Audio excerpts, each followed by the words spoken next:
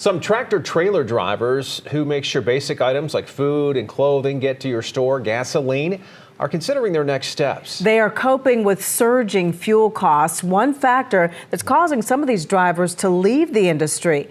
But our Genevieve Curtis looks at a school that's pushing to make sure the future is secure. From the front of this cab, Kai Desalus is steering towards her future career.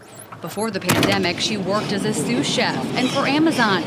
She says it was never enough to compete with the rising rental prices in Charlotte.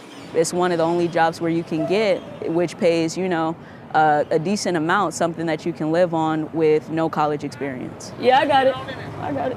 Last month, she passed the test for her CDL. Kai is among the thousands joining the trucking industry, which is desperate for drivers. Feeling a sense of peace knowing that I'm helping transport, much needed freight from state to state, things that people need. The U.S. faces a shortage of 80,000 drivers. This past year exposed the country's fragile infrastructure and dependence on truckers to get gas to the pump, food on the shelves, and products in the stores.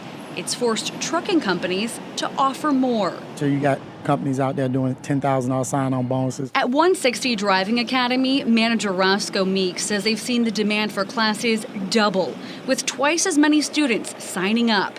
Travis Escrow is another one of those students. The 27-year-old lives in South End and had a hard time getting into a CDL class. This is one of the only schools as of right now that I could actually get into.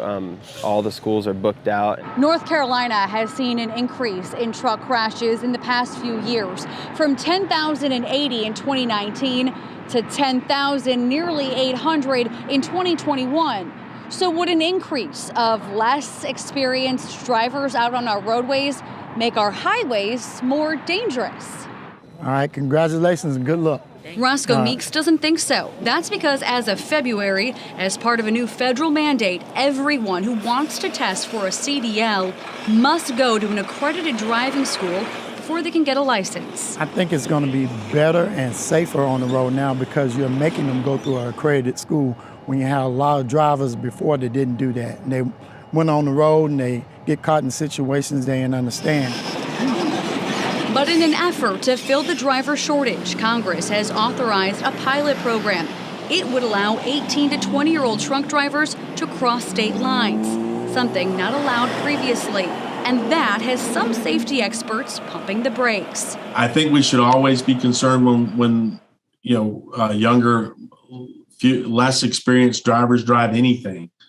And big rigs are no different from that. Kevin Lacey is an NCDOT engineer and has been studying truck crash data for 30 years.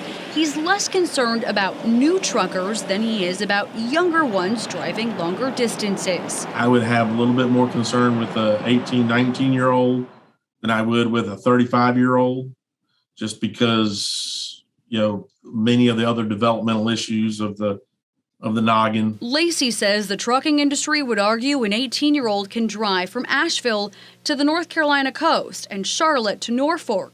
It's the same distance. He says it's too soon to tell what, if any, impact the changes will have on overall safety. It's in nobody's best interest to hire an unsafe driver that's going to wreck your vehicle. And so far, it's brought in a new generation of eager, energetic truckers like Kai and Travis, who are in it for the long haul. I feel like I'll have job security for many years to come. Steve Gold, the owner of 160 Driving Academy, told us that the federal pilot program for 18 and 19-year-olds also presents some challenges for companies they work with because they cannot get insurance for the younger drivers. His school works with companies to place drivers, and he said that is a big issue.